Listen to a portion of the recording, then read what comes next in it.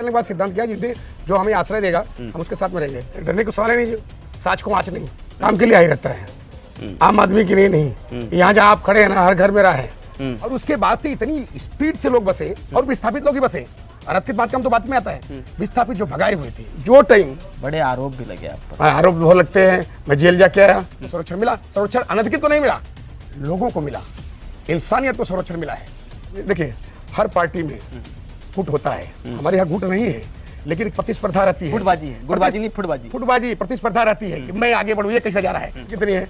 हम लोग क्या करेंगे, वो मेरा बाप है, उनको आने की जरूरत नहीं है, उनको योजनाओं बनाने की जरूरत है। जहां हम लोग का फेल होते हैं, अब यहाँ दिमाग नहीं काम करता तो चाचा काम करते हैं। आदमी आरोप लगा रहे हैं कि आप पहले सड़क बनाने के लिए जगह दे दिए, बाद में वही सड़क ले लिए। असल में ऐसा है, ये भी करते हैं क्या? नहीं, जो जमीन है जिसकी भी है, मेरी हो आपकी हो किसी को हो, वो जमीन का मालिक वही है।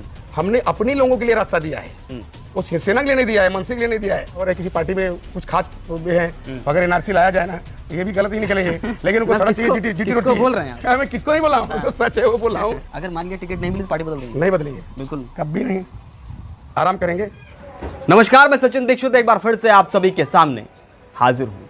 हर बार की तरह इस बार भी एक शख्स हमारे साथ में है। लगातार वसई विरार इन क्षेत्रों में महानगर पालिका के चुनाव का इंतजार है कि आखिर सत्ता में जो रहे हैं बीते वर्षों में, अभी तो खैर प्रशासन बैठा है, उस सत्ता ने क्या काम किया है या नहीं। इन्हीं सब चीज़ों के बीच में खासकर नालासोपारा विधानसभा की अगर हम बात करें तो यहाँ उत्तर भारतीयों की बड़ी ही भारी संख्या है और उसका जो नेतृत्व कर रहे हैं उसमें कई सारे लोग सामने आते हैं। उसमें एक नाम और है, उत्तर भारतीय एक मंच है, उसी मंच के माध्यम से ये भी उत्तर भारतीय को रिप्रेजेंट करते हैं और उस पर काम कर रहे हैं। प्रदीप सिंह नाम है इनका और इनको प्रदीप नेता भी कहते हैं। संतोष भवन, वालाईपाड़ा और इस तरफ के इलाके में तो बहुत अच्छी तरीके से काम करने में जाने जाते हैं, लेकिन सवाल ये है कि क्या वाकई में काम करते हैं।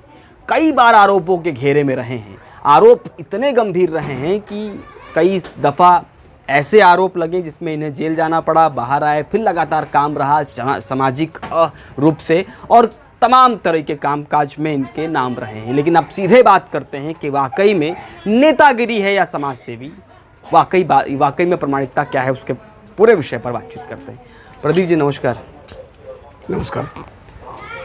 राजनीति आई चलते चलते बात करते हैं। कोई ऐसा तो है नहीं, कोई सवाल ऐतराज तो नहीं हो? ना कुछ नहीं, पूरा सवाल जो चाहिए वो आप बड़े बेधड़क रहते हैं, ये पहला ही सवाल है। इतना बेखौफ, इतना बेधड़क, डरते नहीं है क्या? नहीं, डरने को सवाल है नहीं, जो साच को आँच नहीं। अगर कार्यकर्ता है तो पार्टी है, कार्यकर्ता अगर कोई तकलीफ हुई तो मैं वहां रहूंगा, नगर सेवक आज है कल नहीं रहेगा। साच को आँच नहीं, हर बात पे आप तेजी हो जाते हैं, धक्के लगते रहते हैं। कोई कहता है कि प्रदीप सिंह का ब्लड प्रेशर हमेशा हाई रहता है, काम के लिए हाई रहता है, आम आदमी के लिए नहीं। यहाँ जहाँ आप खड़े हैं ना, हर घर मेरा है। आप किस घर में, मैं पहचान का मोहताज नहीं हूँ, हर घर हमारा है। जहाँ जाएंगे वहाँ पर चचा चाचा, अभी क्या लड़की ने कहा चाचा चाचा क्या, तो ऐसा जो आम आदमी में रहने का जो हमारा तरीका है उसमें और काम करने में वहाँ उत्तेजना हमारी रहती है। बहुजन विकास आघाड़ी भी पकड़ ली, इससे पहले तो लगातार आप एक चुनाव भी लड़ चुके हैं। नहीं, चुनाव कोई नहीं लड़ा, तो लड़ने की अब इच्छा है? लड़ने की इच्छा सब दिन से रहती है, तो इस बार तो बड़ी तेजी से होगी। हाँ, तेजी तो से है। बहुजन विकास आघाड़ी इसलिए कि भाई सत्ता में है, 30 साल की सत्ता है, लगातार उनका वर्चस्व है। बहुजन विकास आघाड़ी में रहूंगा तो बेखौफ तरीके से काम करूंगा, हर प्रशासन मेरे हाथ पे रहेगा और मैं काम कर सकता हूँ, इसलिए। ऐसी बात नहीं है। असल में मैं पिछले 25 वर्ष से कार्य करता हूँ बहुजन विकास आघाड़ी का। जब से यहाँ से हम लोग आए कांदीवली से, और वहाँ पर नेशनल पार्क के झोपड़े जो विस्थापित हो रहे थे, वहाँ उसमें हम भी पीड़ित थे। और तब से हमने वहीं से चलने के बाद सिद्धांत किया जिसने जो हमें आश्रय देगा हम उसके साथ में रहेंगे। तो हमारी पार्टी ने जो आज बहुजन विकास आघाड़ी, पहले वसई विकास मंडल थी, उसके अध्यक्ष जितेंद्र ठाकुर जी थे, और उन्होंने इस यहाँ के जो गरीब वहाँ से विस्थापित होकर आते थे उनको बसाने में जो योगदान किया, उससे बड़ा योगदान हमारे लिए और कोई कर नहीं सकता है, इसलिए हम उनके साथ में हैं। इसलिए बहुजन विकास आघाड़ी, इसलिए बहुजन विकास आघाड़ी में, इसलिए जितेंद्र ठाकुर। यस। कभी भी छोड़ेंगे पार्टी? नहीं छोड़ेंगे। क्यों? वो टिकट का मुद्दा अलग है, पर हम पार्टी छोड़ेंगे ऐसा सवाल ही नहीं उठता है हमारे नस्ल में, क्योंकि उनका किया हुआ काम, ये हमारा व्यक्तिगत नहीं, आम जनता जो यहाँ रहती है, नल, पानी, बिजली, गटर और सारी सुविधाएं देने का काम जितेंद्र ठाकुर ने किया है। तो मैं व्यक्तिगत स्वार्थ के लिए अगर पार्टी छोड़ूं तो ये अच्छी बात नहीं है। मतलब आप जनता के लिए कर रहे हैं, जनता के लिए ही जो काम जनता के लिए करेगा जो उसका- जनता का काम करेगा वो हमारा भी काम कर रहा है ना। पर आपकी पार्टी में जनता का काम करने वाले कुछ लोग हैं जो यहाँ पर लगातार उन पे MRTP लगी, कई सारे केसेस हो गए, वो नगर सेवक रह चुके, सभापति रह चुके, ऐसे भी लोग हैं आपके आपके ऐसे लोगों पर मैं टीका टिप्पणी नहीं करना चाहता हूँ। टीपा टिप्पणी काम करने वाले लोगों की बात आपने कही। हर आदमी का आपकी काम पार्टी करने है का वो? तरीका अलग अलग है और जो जैसा करेगा वैसा भरेगा। हम इस सिद्धांत के आदमी हैं और हमको आप भी अपनी पार्टी के लोगों को भी नहीं छोड़ते हैं। हम गलत होता तो। गलत होगा किसी नहीं जोड़ते। हमारे जो नगर सेवक कारपोरेटर है जो काम नहीं करते हमारा उनसे नहीं जमता है। काम करने वाले के पीछे हम रहते हैं, नहीं तो उनको पीछे करते हैं। लोग कि आप कहते पीछे हैं चलो। आप अच्छा काम नहीं करते हैं, आप तो ज़्यादा शांत बैठते मैं हैं, आप आप उनके साथ में रहते हैं। नहीं, मैं सबके साथ में हूँ। आम जनता अगर कार्यकर्ता है तो पार्टी है। कार्यकर्ता अगर कोई तकलीफ हुई तो मैं वहाँ रहूंगा। नगर सेवक आज है कल नहीं रहेगा। तो नगर सेवक का नाम एक सिंबल है, हमारी पार्टी ने दिया है। हमारी पार्टी में एक कार्यकर्ता महान है, हमारी पार्टी में नगर सेवक महान नहीं है। आज टिकट है कल नहीं रहेगा। हमको तो आज तक टिकट नहीं मिला, लेकिन कार्यकर्ता है, काम करते हैं, 24 घंटे काम करते हैं। खाने के लिए घर पे आते हैं नहीं, 7 बजे से हम सुबह उठ के बैठ के लोगों काम करते हैं। किसको पानी नहीं है, किसके बिजली नहीं है, किसका मीटर कट ऐसे गया लोग है। आते हैं आपके पास जो कहते हैं मैं अनाधिकृत बांधकाम करूंगा, संरक्षण दीजिए। नहीं, मेरे पास कोई नहीं आता है। आते ना तो मैं होंगे। नहीं, कोई नहीं आता है। आते थे, एक समय ऐसा था जो मुंबई से विस्थापित लोग आ रहे थे, नेशनल पार्क की जमीन बसे थे, वहां तक हमारे नेता का भी संरक्षण था कि कोई गरीब आदमी अगर मुंबई से आ रहा है तो उससे यहाँ पर विस्थापित मत करिए, रखिए। और उसको रखिए, बाद में देखेंगे। और बाद में देखने का मतलब ऐसा है, ये महानगर पालिका होगी तब ग्राम पंचायत थी, महानगर पालिका हुई, महानगर पालिका के बाद उन्होंने सारी सुविधाएं दिया। आज घर घर में पानी है। अच्छा, इस तरफ देखिए, वलाई पाड़ा से शुरू करते हैं, वहाँ से लेके यहाँ नाला सुपारा फाटा तक जितना इधर का उधर का इलाका है उसमें अधिकतर अनाधिकृत बांधकाम। और इस इलाके में कहा जाता है कि लोगों को सुविधाओं के नाम पर सिर्फ आश्वासन मिलता है।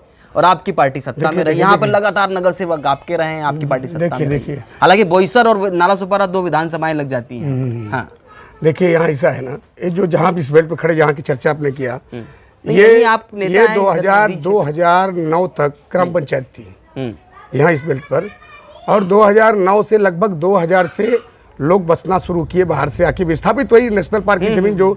और उसके बाद से इतनी स्पीड से लोग बसे और विस्थापित लोग ही बसे। अनाधिकृत बांधकाम तो बाद में आता है। विस्थापित जो भगाए हुए थे, कहीं जगह लेकर के उन्होंने अपना आशियाना बनाया, झोपड़ा बनाया और रहने लगे। और इतनी स्पीड से जनसंख्या बढ़ने के बाद महानगर पालिका हो गई, नगर पालिका नहीं, महानगर पालिका हुई। और उसको सुविधा देना किसी व्यक्ति विशेष का काम नहीं है, महापुरुष का काम है। अच्छा, ये किसी महापुरुष का काम है। और इनको जो छाती ठोक के, हमारे नेता ने कहा था छाती ठोक के पानी दूंगा, दिया। इतनी बड़ी आबादी को आज देखे 20 किलोमीटर इधर, 20 किलोमीटर इधर, ये झोपड़पट्टी बेल्ट है। और इतने लोगों को नागरिक सुविधा देना। अनाधिकृत बांधकाम हुआ वो आप ही लोगों के संरक्षण में हुआ है। नहीं, किसी के संरक्षण में हुआ। आप जमीन का आशीर्वाद रहा है, होता गया। आशीर्वाद जैसी कोई चीज नहीं है। जमीन बेचने वाला कौन? स्थानिक, जिसकी जमीन है। खरीदने वाले किधर से आए? मुंबई से आए। और बिल्डर किधर से आए? जमीन जो डेवलप करने वालों कहाँ से आए? मुंबई से आए। तो इसमें हमारा क्या बनता है यहाँ पर? आप भी तो बिल्डर हैं। अरे हम बिल्डर नहीं थे, हम बिल्डर नहीं है, बिल्डर थे, बिल्डर भी नहीं थे। वो विस्थापित लोगों से मैं भी था, तो मैंने जितनी जगह लिया वहाँ बसा दिया। बाकी मेरा कोई बिल्डर काम नहीं है, कोई बिल्डर काम नहीं है। हाँ, और हमने जमीनें बेचा, खाली कोई चाल बिल नहीं बेचा है। जो टाइम बड़े आरोप भी लगे आप पर। आरोप बहुत लगते हैं। मैं जेल जाके आया, अबे झगड़ा किसी दूसरे ये बात आप खुद ही बोल दी, मैं छेड़ने वाला। क्या अरे खुद ही बात, मतलब ऐसा है ना, राजनीति में हमारे में कहावत है, आप नेता कैसा, कार्यकर्ता कैसा, समाज से जो जेल नहीं गया। अच्छा, हाँ, वो पैसा हो गया, गर्व महसूस करता। अरे वो गर्व महसूस करता। हमने चिंडी चोरी के मामले में नहीं गया, 307 में गया। हाँ, 307 में गया। मामला किसी को फंसाने का 307 कैसा केस होता है आपको मालूम है? हाँ। चलती केस चलती है, बाद में खत्म हो जाती है, फिर बाद में सेटलमेंट हो जाता है, कोई दूसरे को फंसाता है, कहीं से फंसाता है, राजनीतिक शिकार हो गया। वो राजनीतिक शिकार। इसके बाद वहाँ थे हम, नेशनल पार्क की जमीन पे थे, तो वहाँ से हमको हमारे ऊपर MPD लगा था, जबकि एक झोपड़ा हमने नहीं बेचा था। आंदोलन किया था, लोगों आंदोलन किया, डांडी मार दिया, 2 लाख लोग थे उसमें। इसके बाद जितने आंदोलन हुए हैं तोड़ने के खिलाफ में 95 का धोरण दिया था महाराष्ट्र गवर्नमेंट ने, तत्कालीन महाराष्ट्र गवर्नमेंट ने। उसके लिए हम लोग संघर्ष करते थे कि हमको बंबई से बाहर मत निकालो। तो कुछ तो उसका असर हुआ, हाईकोर्ट गए, हाईकोर्ट से वहाँ फैसला हुआ, हाईकोर्ट से लोगों को, विस्थापित लोगों को चांदीवली में बसाया। और कुछ बहुत सारे लोग रह गए हैं, और जो इधर रहे जिनके पास कोई सबूत नहीं था, प्रूफ नहीं था, जो यहाँ आए यहाँ बसे, और उनको संरक्षण मिला। संरक्षण अनधिकृत को नहीं मिला, लोगों को मिला, इंसानियत को संरक्षण मिला है। जो कोविड के गरीब कार्यकाल में भी आप घिर गए थे, आप चिल्लाते हुए एक वीडियो वायरल हो गया था आज भी चिल्लाते हुए वीडियो ऐसा डांटते हुए। नहीं मेरा ऐसा है ना, बस और यही- आपका स्टाइल मिलता जुलता है किसी से, इसलिए लोग नहीं मेरा स्टाइल किसी से नहीं मिलता, मैं किसी की नकल नहीं करता हूँ। लेकिन कोविड काल में पहली ट्रेन जो गोरखपुर हो गई बस आरोप लगा आप पर कि आप पैसे लेके ट्रेन- अरे बाबा तहसीलदार आए, बाद में आपको evidence बनाया जाएगा। 3 स्टार पुलिस आई, 3 स्टार वाले आए, तो सामने तहसीलदार खड़े थे, प्रांत खड़े थे, अब्दुल पटेल खड़े थे, उनसे पूछा तो बोले कि हमें धोरण जो हुआ है यहाँ टीवी पे आ रहा है, लेकिन अभी गवर्नमेंट ने माफ नहीं किया है, पैसा दे के हम लोग टिकट खरीदा और पैसा सबको जाना पड़ेगा पहली ट्रेन में। इसके बाद तो उनका जीआर आया, उनको पैसा हुआ, इसके बाद 2 ट्रेनें और छोड़ा, वहाँ लोग गए। आरोप आप पे लगा ना कि आरोप तो लगता ही आप पर है। लगा, आपके सहयोगी अरे पार्टी सहयोगी लगी, नगर सेविका अरे पर हमने लगा। केस भी किया ना, जिसने ये प्रोपेगेंडा फैलाने की कोशिश की, उसको इसके ऊपर केस किया, 420 का केस किया, केस दर्ज हुआ, जमानत करा के आया।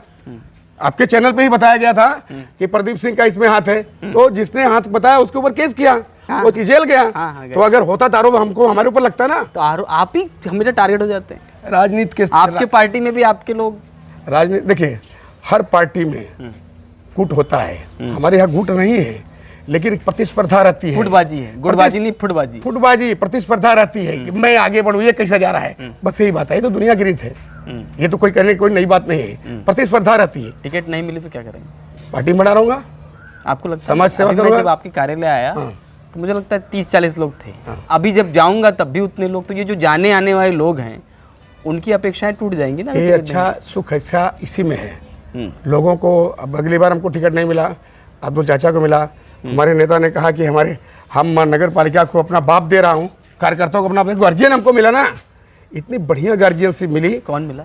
अब्दुल हक पटेल। उन पर तो आरोप लगते हैं, क्या आरोप? काम नहीं करते हैं। अरे अब्दुल क्या पटेल- काम किए? अरे बाबा अब्दुल पटेल जैसा कोई काम ही नहीं किया है। जैसे? दीक्षित जी अभी आपको बताता हूँ, ये 13 किलोमीटर पाइपलाइन सूर्या की 1 महीने में, अप्पा के आदेश से 1 महीने में अब्दुल पटेल ने डलवा के दिया। नहीं, ये तो आपकी पार्टी के नेता ने वहां से लाए, और लाने के बाद वो सप्लाई तो करना ही पड़ेगा, मजबूरी में काम करना पड़ेगा। काम 3 वन विभाग की जमीन में पाइप डालने के काम बहुत दिन से रुका हुआ प्रफुल्ल था। साने के नेतृत्व में काम हो रहा था, प्रफुल्ल साले के नेतृत्व में तो करना चाचा ही पड़ेगा मजबूरी में, और अप्पा ने लाया, मतलब तो चाचा यहाँ तो उनके बगैर- चाचा को हमारे नेता का आदेश मिला कि आपको काम करके देना है। और चाचा ने करके इलेक्शन के पहले जो प्रतिज्ञा थी, जो वादा था जनता का, वो अब तो हटेगा। लोग कहते हैं चाचा अब आते नहीं, लोगों के बीच बैठते उठते कम।